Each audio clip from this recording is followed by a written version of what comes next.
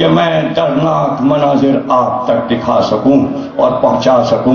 ام فروا نے خواب دیکھ لیا، ایک چمن زار ہے لیکن بیچ میں ایک بڑا سا سرخ پھول کھلا ہوا۔ ام فرما نے چاہا اسے توڑ لیں کہ تیز ہوا آئی اور وہ پھول بکھرا اور پنکھڑیاں ہوا میں پھیلنے لگی، اور ماں دوڑ دوڑ کے ایک ایک پنکھڑی اٹھاتی جاتی ہے۔ کیا سنا؟ مصائب ابھی نہیں پڑھنا، صرف واقعات پڑھ لو، مصائب پڑھوں گا 10 منٹ کے بعد۔ امام حسین سے کہا یہ خواب دیکھا ہے۔ امام حسین نے کہا صبر کرو، صبر کرنے والوں کا پایہ بلند ہے، اللہ صبر کرنے والوں کو دوست رکھتا۔ ہاں وہ پھول بکھر گیا، منظر میری نگاہوں میں آ گیا۔ چھوٹے سے تھے گود میں، کچھ کبوتر سفید اڑتے ہوئے آتے، دیوار پہ بیٹھ جاتے۔ ماں پیار سے کہتی، جب کبوتر گونجتے تو ماں قاسم سے کہتی یہ پرندے دیکھو، چونکہ بچپن سے ماں نے پرندے دکھایا تھا۔ جب بڑے ہوئے تو صبح جب اٹھتے پہلا کام یہ کرتے، پانی بھر کے برتن میں رکھتے، کچھ دانہ ڈال دیتے، کبوتر سارے اتر آتے۔ قاسم کے قدموں کے چاروں طرف پیار سے کبوتر گونجتے رہتے، یہاں تک کہ قاسم 14 برس کے ہو گئے، سفر شروع ہو گیا۔ رات کو گئے، محمد حنفیہ سے کہا چچا کچھ پرندے صبح آتے ہیں میرے صحن میں ان کے لیے پانی رکھتا ہوں، میں ان کے لیے دانہ رکھتا ہوں، میں چلا جاؤں گا، ان کی کون رکھوالی کرے گا؟ کہا بیٹا نہیں گھبراؤ، میں روز تمہارے گھر جاؤں گا، انہیں پانی بھی دوں گا، انہیں دانہ بھی دوں گا۔ قافلہ چلا گیا۔ دوسرے دن محمد حنفیہ گئے، قاسم کے گھر کو کھولا، دانہ لے کے بیٹھے، پانی بھی لے کے بیٹھے، نہ آنا تھا، وہ پرندے نہ آئے۔ محمد حنفیہ روز جاتے رہے مگر پرندے نہ آئے، عرصہ گزر گیا مگر پرندے نہ آئے۔ ہاں ایک دن سنا گیا کہ ایک پرندہ قبر نبی پہ آیا ہے، مگر ہے تو سفید مگر خون میں نہایا۔ شہزادہ قاسم رخصت ہوئے اور میدان جنگ میں آئے، آ کر رجس پڑھا، اور رجس پڑھنے سے پہلے رک رہا ہوں، ایک ایک چیز روک روک کے سمجھاؤں گا۔ یہ شعار ہے آل محمد کا کہ جو خراب نسل کا ہو اس کی نشاندہی کریں، یہ نہیں کریں گے تو کون کرے گا؟ یہ نہیں کریں گے تو کون کرے گا؟ کربلا میں 5 مقامات ایسے ہیں کہ 5 ہستیوں نے ایک لفظ استعمال کیا ہے۔ سب سے پہلا قاسم کا بتا رہا ہوں، میدان میں پہنچتے ہی دیکھا عمر ساتھ سونے کی چھتری کے نیچے ہے اور چاروں طرف مشقیں لیے ہوئے، ہاتھ میں جام لیے ہوئے، پانی کے کھڑے ہوئے ہیں، اور عمر ساتھ سائے میں ہے۔ پہنچتے ہی ایک بات للکارا، او پسرے ساتھ، او پسرے ساتھ، ارے او ولد الزنا، تجھے شرم نہیں آتی؟ میرا چچا دھوپ میں ہے اور تو سائے میں ہے۔ میں نے لکھ دیا ہے کتاب میں، سارے مقاتل میں لکھا ہوا۔ اس کے آگے جن جن لوگوں نے کہا، ہرملہ کو امام حسین نے کہا، یزید کو جناب زینب نے کہا، سید سجاد نے یہ کلمہ کہا، عبداللہ ابن حسن جو امام حسین کی گود میں شہید ہوئے انہوں نے اس کلمے کو کہا۔ یہ ضروری تھا بتانا تاکہ قیامت تک پاکیزہ نسلوں کا اور گندی نسلوں کا فرق پتہ چلے۔ اور پھر وہ وقت آیا کہ بعد قاسم نے تلوار نکالی اور یہ کہا کہ سنو، ایک ایک نہیں سارے لشکر مل کر آئے، کہ تم بڑے طاقتور ہو، سارے لشکر مل کر آئے۔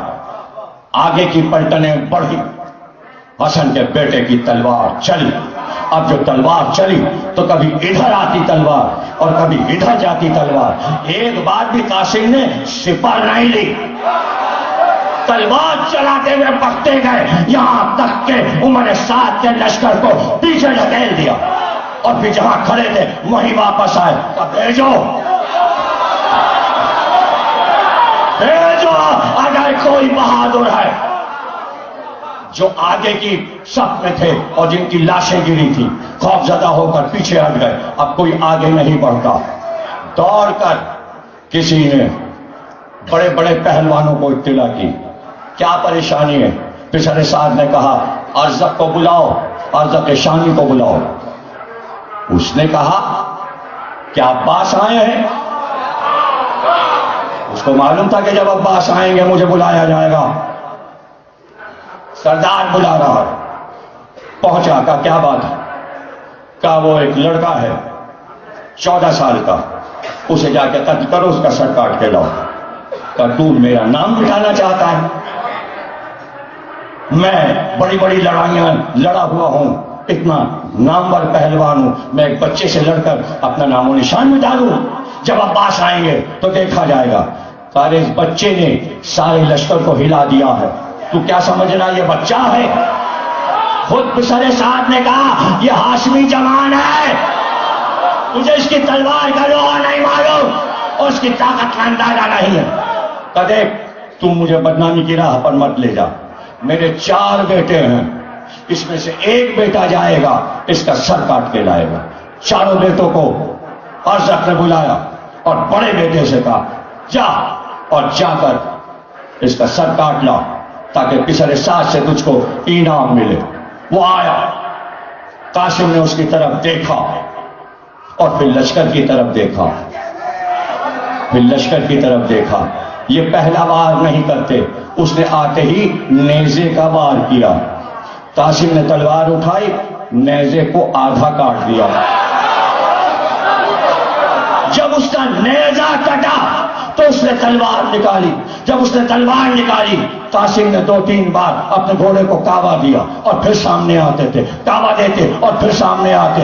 ایک بار اس نے وار کیا, جب وار کیا قاسم کا گھوڑا ہٹا. جیسے ہی گھوڑا ہٹا ایک بار آگے بڑھ کر قاسم نے دیکھا اس کے بڑے بال کھوج سے نکلے ہوئے. آگے بڑھ کر کلائی میں اس کے بالوں کو پکڑا, گھوڑے سے اٹھایا.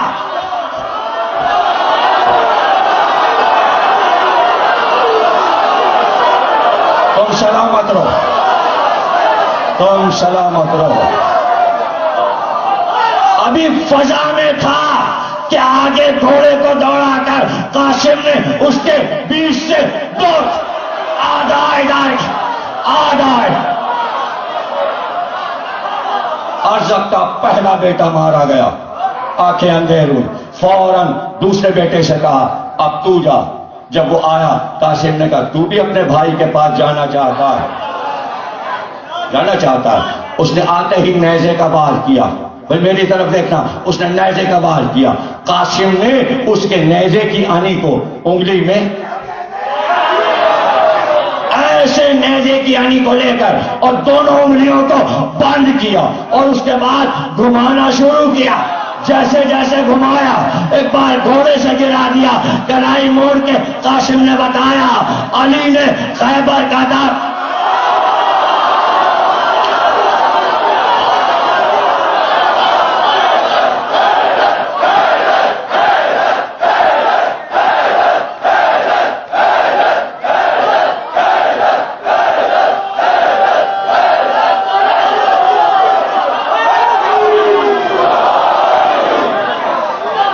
جیسے ہی اس کی لاش گری ارزق نے غصے میں تیسرے بیٹے سے کہا تو جا اور نام کما, اس کا سر کاٹ کے لیا.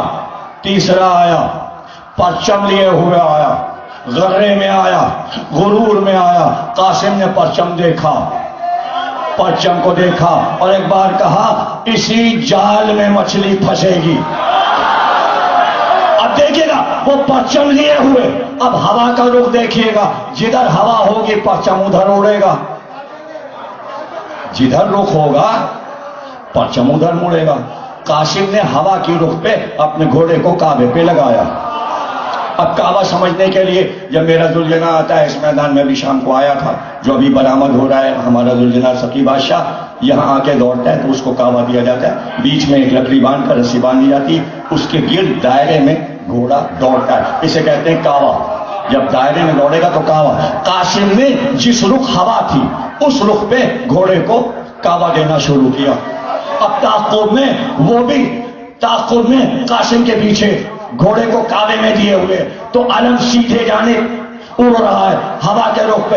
एक बार कासिम ने दायरा बनाते बनाते घोड़े को एकदम उल्टा किया और दूसरे रुख पर, अब जो दूसरे रुख पे किया तो उसका जो परचम था वो उससे लिपटने लगा। जैसे जैसे लिपटा, एक बार कासिम ने वार किया, तूल का वार, आधा इधर आधा। अब चौथा बेटा चला, चौथा बेटा आया और कासिम के मुकाबिल आया, रजस पड़ा। गौर कीजिएगा, चौथे ने गुस्से में 3 भाइयों की मौत पर आकर बेअदबी की, यानी जबान से कुछ ऐसे कलमात कहे जो नबी और अली के शान के खिलाफ थे। कासिम को जलाल आया, जलाल आया का जबान से क्या बकता है। हथियार उठा, उसने तलवार उठाई, वार नहीं पड़ा। उसने नेजा उठाया, नेजे के जवाब में मेरी तरफ देखना, उसने क्या कहा था, दहन से कुछ कहा था। कासिम ने नेजे का वार किया, कासिम का नेजा उसके दहन के अंदर गया। सुन लो, फिर नारा लगाना, दहन के अंदर गया। जब नेजे को खींचा तो जबान कटी हुई,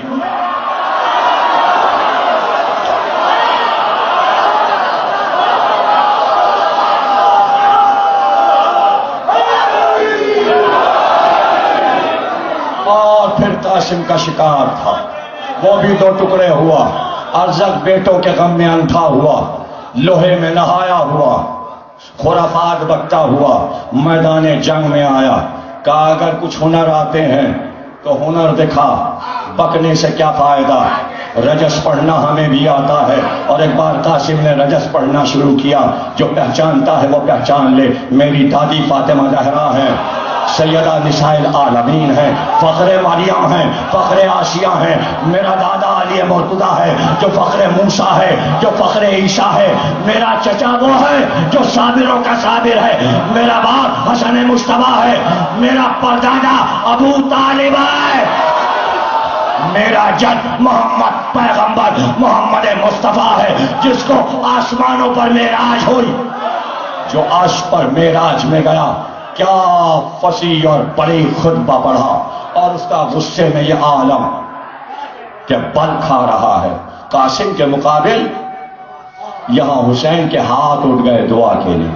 हाँ, कासिम ना रहेंगे परवरदिगार, लेकिन मैं चाहता हूं कि ये नामवर पहलवान है, मेरा कासिम फतह पाए।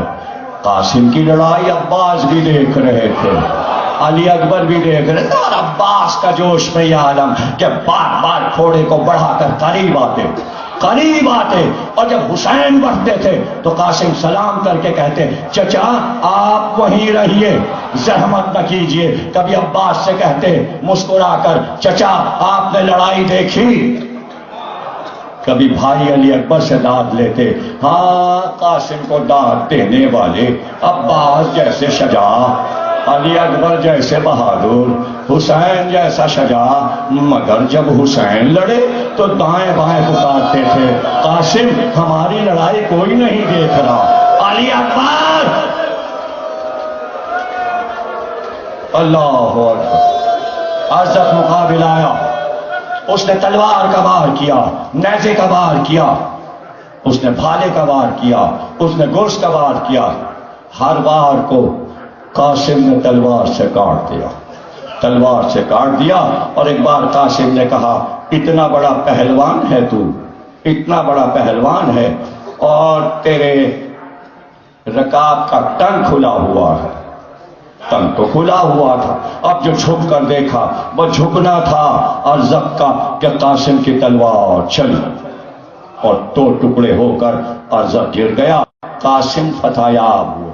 कासिम ने लड़ाई का हर उसूल बताया, समझाया। मैदानी जंग में एक तरीका लड़ाई का ये भी है कि होशो हवास कायम रहें, यानी सामने वाले को यह मालूम हो कि अगर आदमी सामने का ये कहते देखो वो आ रहा है, तो इसके माने कच्चा है लड़ने वाला। अरे कासिम ने बताया کہ تو اگر مذہب ہے تو میں علی ہوں. توجہ کیا؟ یعنی ہوش و حواس باقی نہیں تھے ارزق کے، اور قاسم آخر وقت تک ہوشیار تھے میدان جنگ میں. جب پسر سعد نے دیکھا کہ قاسم فتح پر فتح کرتے جاتے ہیں تو ان نیزے والوں کو بلایا جو خاص طور سے بلائے گئے تھے، اور ان کا طریقہ لڑائی کا یہ تھا کہ دور سے 1 میل سے دائرہ بناتے تھے اور پھر دائرے سے سمٹتے جاتے دائرہ چھوٹا ہوتا جاتا اور نیزے کیا رخ اس کی طرف ہوتا جسے مارنا ہوتا تھا. وہ بھالے والے، وہ برچھیوں والے قاسم کی طرف بڑھ رہے تھے. لیکن ایک بات بتا دوں کہ کسی بھی مجاہد کے لیے یہ نہیں ہوا، صرف 2 کے لیے ہوا، ایک قاسم اور ایک امام حسین. اور وہ کیا ہوا؟ عباس کے ساتھ ایسا نہیں ہوا، علی اکبر کے ساتھ نہیں ہوا. وہ کیا ہوا کہ چاروں طرف سے اتنے پتھر مارے جا رہے تھے، اتنے پتھر قاسم کو مارے جا رہے تھے. تلواریں اپنی جگہ، نیزے اپنی جگہ، پتھر مارے. اب بتاؤ 14 سال کا شاہزادہ، یہ ہوا ہے ظلم. چونکہ میدان کے فاتح تھے قاسم تو غصہ بہت تھا لشکر یزید کو، تو کہتے ہیں جب قاسم کی پشت پہ نیزہ لگا اور گھوڑے سے گر گئے تو سواروں نے ایک دوسرے کو یہ حکم دیا کہ ادھر والے ادھر دوڑتے